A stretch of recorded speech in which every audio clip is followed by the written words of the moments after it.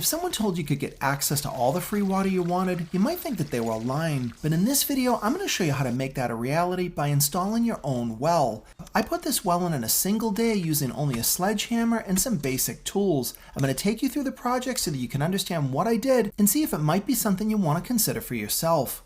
This is a well point. The blue piece you see there is made of cast iron, and it's attached to a galvanized pipe that also has a stainless steel mesh. Now those holes in that fine screen are going to go into the ground and allow water to get inside the pipe, and then you'll attach other pipes to the end of it, and you can draw water from deep in the ground up to the surface so you can use it. This is called a sandpoint well. Now think of it kind of like a straw that goes way into the ground and allows you to pull water up. This is the easiest type of well that you could install yourself.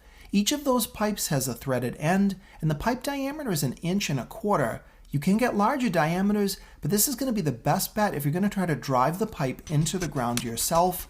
And to connect these pipes together, you're going to need a coupling, but don't just buy a regular one. This is a special well coupling. It has threads on both ends, but it's unique because the threads don't go all the way to the end. Now you're going to see that I'm going to hammer this pipe in the ground, and normally if you hammered a coupling, you damage the end. But that gap is going to allow you to hammer the end of the pipe as hard as you want, and you're not going to damage anything. And before we start driving that pipe, you want to clean the inside of the pipe because there could be some oil residue. Now you might be thinking you're just going to use it for gardening and it's no big deal, but you never know if somebody could be drinking the water or even if it's used for animals.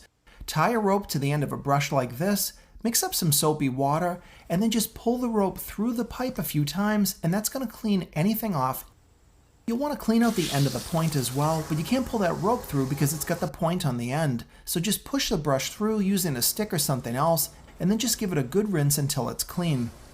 I decided to install my well just a few feet from my shed, and this is going to give me a couple of advantages. If I ever want to try to hook up an electric pump, I can put that inside the shed, so this is going to work out great. And this is also a lower portion of my yard, and that means I should be even closer to reaching my water table.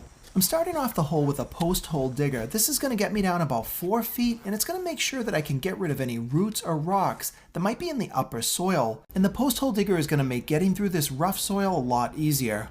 How do you know if you've even got water underneath the ground that you can tap into? Well, the real answer is you don't. Putting in any well has a certain level of chance, but in most of New England there's a surprisingly high water table. But that's also the case in many other parts of the US, and I've put some links in the description to help you, but also check with local well suppliers or even your town to see if others have put in a sandpoint well in successfully. The first step is easy. I put the point right into the hole, and you can see that I've got about 1 foot of pipe out of the ground. Start by applying some pipe dope to the threaded pipe, and you're going to want to use one that's rated safe for drinking water. The great thing about sandpoint wells is they're often exempt from any kind of rules that a town or state may have, but before you put any well in, you want to check with your city to make sure that it's okay to install your own sandpoint well.